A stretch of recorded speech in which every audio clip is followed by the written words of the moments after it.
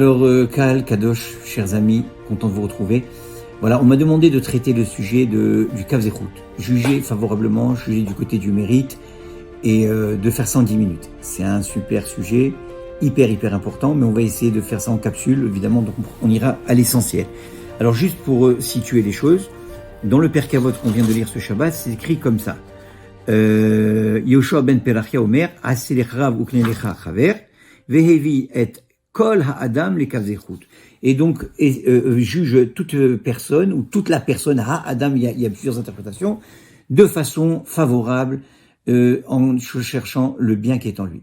Alors évidemment, il y a énormément de pérouchim. Moi, je vais me concentrer, avec votre permission, sur un pérouche de Rabbi Nachman de Breslev, d'ailleurs, c'est l'enseignement 282 dans l'écouté Moharan, et qui est un enseignement clé, seul enseignement avec lequel Rabbi Nachman a dit, allez-y avec cet enseignement tous les jours de votre vie, et ça peut véritablement métamorphoser pour le meilleur la vie d'un Ben Israël, pour le rapprocher d'Akadosh Baruch Hu, pour se renforcer à lui-même, et on va le voir très vite. Alors, d'abord, on va commencer par Rashi. Rashi, sur ce Perek Avot, qu'est-ce qu'il dit? Le fait de juger quelqu'un favorablement, ça engendre la paix. Ça amène la paix, le shalom. Chose qui est évidemment extrêmement importante. La Gemara dans Shabbat a dit, quiconque qui juge favorablement autrui sera jugé favorablement par le ciel. Mida, keneged mida. Extraordinaire, cette Gemara dans Maseret Shabbat. Et finalement, nos Chachamim nous enseignent que c'est exactement la manière dont Kadosh Baruch Hu nous juge lui-même. Hachem, quand il voit les enfants d'Israël, il les juge toujours favorablement. S'il nous le demande à nous de le faire, mais Bevadaï que lui, il le fait en premier. Ça va de soi. Maintenant, la question, ça veut dire, c'est quoi juger favorablement? Alors, il y a évidemment énormément d'interprétations à ce principe de juger. Alors, on va se concentrer, comme je vous l'ai dit, sur la manière de l'interprétation que Rabbi Nachman fait de cette recommandation du Perek Avot. Lui, il dit comme ça, il faut savoir juger favorablement toute personne du côté du mérite. Et même si cette personne, écoutez bien, c'est un rachat gamour, un impie complet. Il faut trouver. Alors il dit, il dit qu'il y a quelque chose. Il faut être en mode actif, pas passif, simplement constater que la personne est pas très bien, mais au contraire, il faut chercher et retrouver un peu de bien chez cette personne, chez ce rachat, et à travers le fait qu'on a trouvé ce peu de bien, et que maintenant sur ce peu de bien, on peut le juger positivement parce que c'est un bien véritable. Alors grâce à ça, on élève la personne du côté du défavorable, du côté négatif, et on l'élève vers le côté positif. Et c'est comme ça qu'il lit le passouk de Télim du roi David, Ve'od me'ad ve'en racha, vid bonantal mekomo venenu. Encore un peu, et il ne sera pas rachat, tu méditeras sur son endroit, et il n'y est plus. Alors Rabbi Nachman dit comme ça, attention, nous dit Rabbi Nachman, de ne pas blanchir des fautes, quelqu'un qui a des fautes. Il ne s'agit pas de faire cet exercice du tout, parce que là, ça serait complètement une parodie de justice et complètement, absolument à côté du conseil qu'il nous donne. Au contraire, ce qui te dit, la négativité d'une personne, elle est là. Elle est évidente, et c'est pas ça qu'il faut s'occuper. Comme le Baal Shem Tov a toujours dit, amène un peu de lumière et rejette beaucoup de ténèbres. Donc, ce qu'on doit se concentrer à faire dans la vie, c'est pas se battre contre les ténèbres. C'est rien qu'amener la lumière. Qu'on dit, Ksat or docher arbe chocher. Un petit peu de lumière repousse beaucoup de ténèbres. Ça, c'est un principe très important dans la chassidoute, de toujours amener de la lumière, la positivité. Très bien. Alors maintenant, donc, il s'agit de quoi? De voir chez un individu, de constater, et on va vite le constater, malheureusement, le côté négatif. La preuve, c'est que regardez quelqu'un qui a une très belle chemise blanche, Boss, Hugo Boss, il a payé $200. Et là, d'un coup, il y a une tache noire. 90% des gens, vous savez qu'est-ce qu'ils vont faire? Ils vont dire, oh là là, t'as une tache sur ta chemise. Il n'y a personne qui va dire, ah, elle est belle ta chemise, elle est magnifique, une Hugo Boss, ouais, elle a de la valeur, c'est magnifique. Non, vous allez voir que 99% des gens vont pointer la tache noire. C'est normal, c'est le réflexe humain, c'est toujours voir le côté négatif.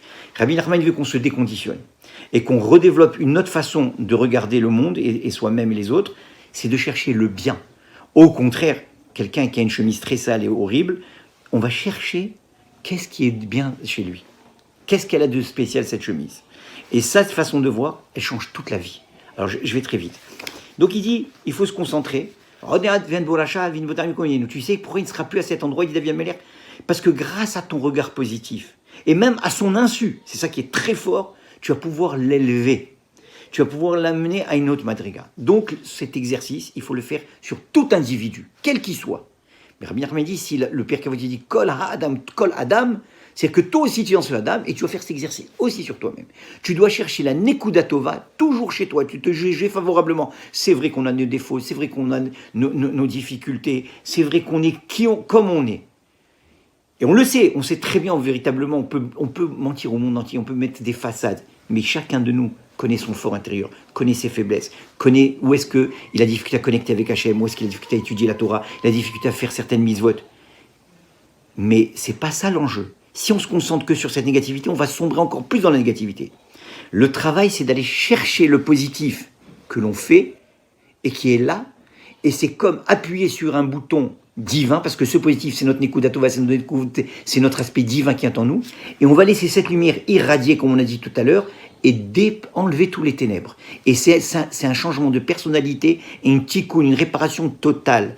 Donc une fois de plus, on blanchit pas la noirceur, et on dit pas que le bien et le mal est bien, et on cachérise le mal. Pas du tout, c'est pas ça. Au contraire, on laisse le mal de côté pour le moment, on travaille sur ce qui est déjà positif, parce que chacun d'entre nous a quelque chose de très précieux, de très grand et d'extraordinaire, comme chacun de nous a des empreintes digitales qui lui sont uniques, chacun des Nekudot Tovot uniques qu'Hachem lui a donné, des forces uniques qu'Akadosh Baruch Hu a trouvées.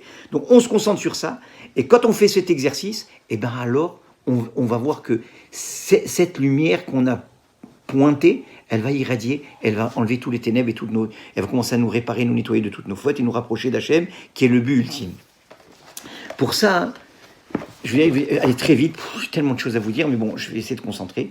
Il dit donc, il faut absolument se rapprocher de l'autre et rapprocher les individus, pas en les condamnant, mais en cherchant le bien qui est en eux, en les jugeant favorablement. Très bien.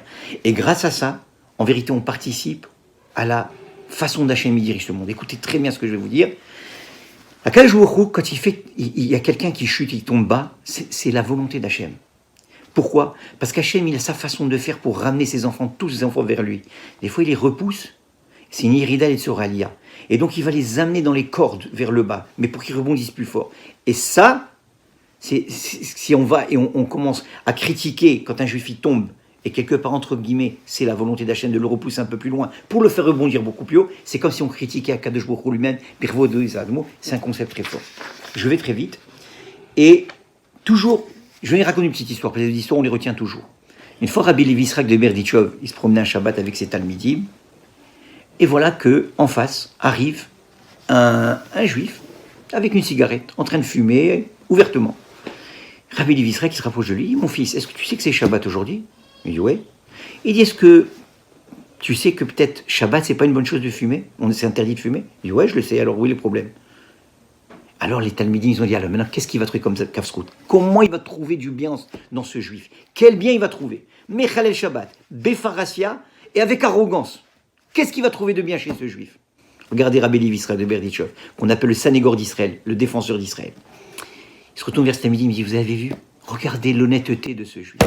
Regardez combien il est honnête et émette. Il n'a pas nié qu'il ne savait pas que c'était Shabbat. Il n'a pas nié que c'est interdit Shabbat. Et il assume. Ça, c'est trouver la Nekuda Tova chez le juif. Ça, c'est trouver le côté positif, même dans la Vera, même dans quelque chose qui était négatif et qui aurait mérité peut-être toutes les flagellations du monde. Non ? C'est pas l'attitude de Rabbi Levi Yitzhak. Rabbi Levi Yitzhak de Berdichov, il a cherché ce qui était encore bien chez ces juifs. Il était honnête. C'était pas un hypocrite. Il a assumé ses responsabilités. Sur ça, on peut tout repartir. Et je vous raconte une autre histoire. J'enchaîne une autre histoire. Rabbi Nathan. Une fois, Rabbi Nathan de Breslev, il marchait dans la rue. Et là, ils sont passés devant, malheureusement, une maison qui a été passée au feu la veille. Et au milieu des décombres, il y avait le propriétaire de cette maison.